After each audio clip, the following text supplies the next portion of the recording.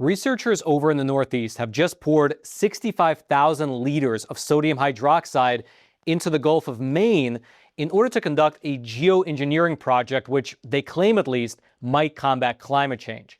This trial, which is officially called the LOC-NESS project, it took place last August, about 50 miles off the coast of Massachusetts. That was when scientists from the Woods Hole Oceanographic Institution were seen pouring literally tons of this bright red chemical directly into the water over the course of roughly 4 days. The thinking is that by making the ocean more alkaline, it'll suck more CO2 from the atmosphere and turn it into harmless baking soda. The addition of the red color, it was just there for tracking purposes. Now, this is something that the ocean does already do naturally. It's estimated, in fact, that the 5 oceans trap a combined total of 38 trillion tons of CO2. But that's their natural limit, based on the current average pH level of the water. The oceans literally cannot absorb any more CO2, at least naturally. However, this is exactly where the scientists come in. The thinking is, by changing the pH level of the ocean using sodium hydroxide, they can get the ocean to absorb ever more CO2. Quote, "The geoengineering method known as ocean alkalinity enhancement aims to speed up this natural process by resetting the ocean's pH. Over 4 days, scientists added vast quantities of sodium hydroxide, an alkaline chemical tagged with a red dye, to the waters off the coast of Boston. Making the ocean more alkaline should encourage it to absorb even more CO2 from the atmosphere." Now, over on their official website, you can see that the Woods Hole Oceanographic Institute actually has a graphic showing this idea as a simple drawing.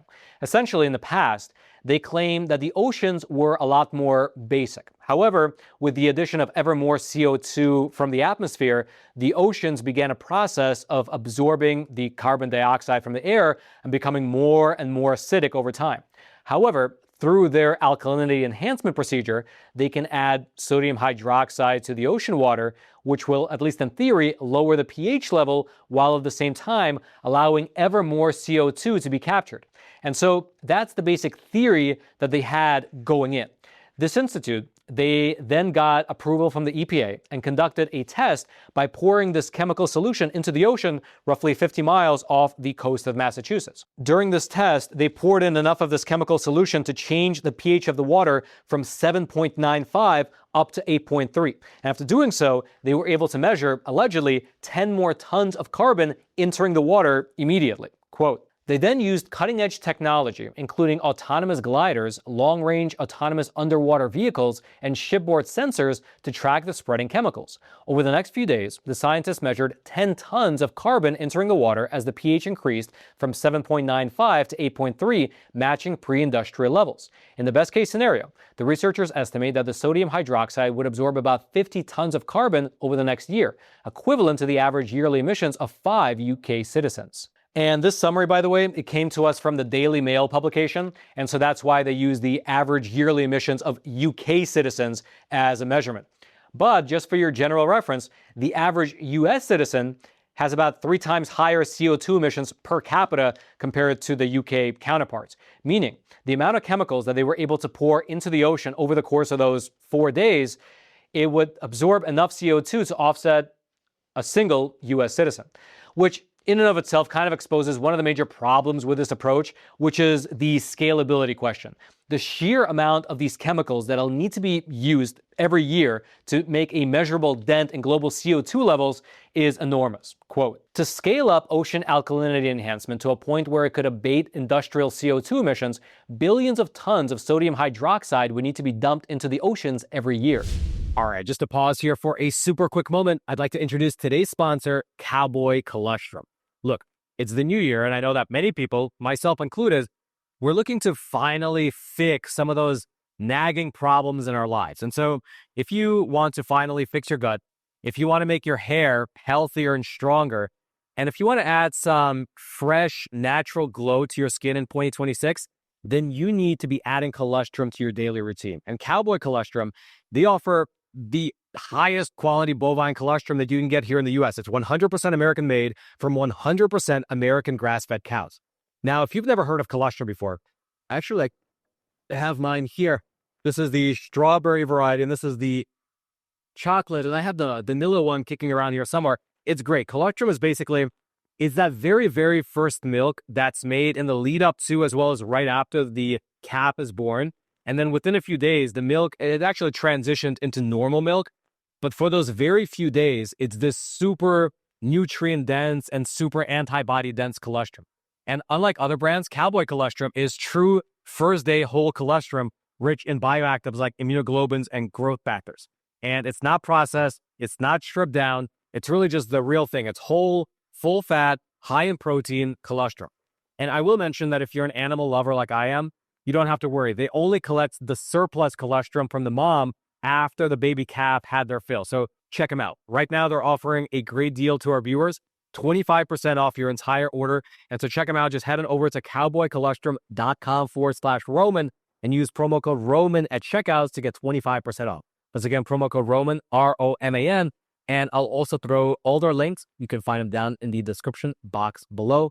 Cowboy Colostrum supports the show, so let's support them right back. The links will be down in the description box below. And then, if you just think about it logically, atop both the cost as well as the feasibility of pouring billions of tons of sodium hydroxide per year into all 5 of the world's oceans, there is the ecological impact. The ocean, much like any rainforest, is a large system, and you can't expect to just change one variable and not have any knock-on effects. Now, for their part, the scientists that are conducting this research, they said that their project actually returns the ocean to where it was. They claim that over the last several decades, industrial CO2 emissions have had what they call, quote, catastrophic effects on sea life as the acid dissolves marine creatures' shells, damages coral, and even wears away sharks' teeth. And so they're basically saying that increasing the pH level would actually walk back some of those changes and restore the natural habitats to how they were decades ago. On the flip side, however, the critics, they say that we don't actually know what effect this will have in the ocean over the course of time. Quote, the biggest source of controversy stems from the fact that the impact on marine wildlife is still largely unknown. Recent studies have warned that excessive alkalinity enhancement could affect species growth, metabolism, and biodiversity. Additionally, as alkaline substances dissolve, they release trace metals, which could build up in the oceans and create an ecological risk. And so these are the two camps. One is saying that we don't know the effects that this technique will ultimately have on the ocean, marine life, and the trace metal elements might build up over time and cause a disaster. But on the flip side, the scientists pushing for this method and pushing to test it say that it will actually de-acidify the ocean and restore the natural habitat to what it once was. And I will mention that there is data to support this idea. In the past, there have been some smaller scale examples of using chemicals to adjust the pH levels of smaller waterways. Quote, most notably, Scandinavian rivers suffering fish declines due to acid rain were heavily dosed with alkaline lime in the 1980s, leading to the return of native salmon to Sweden's Atran River.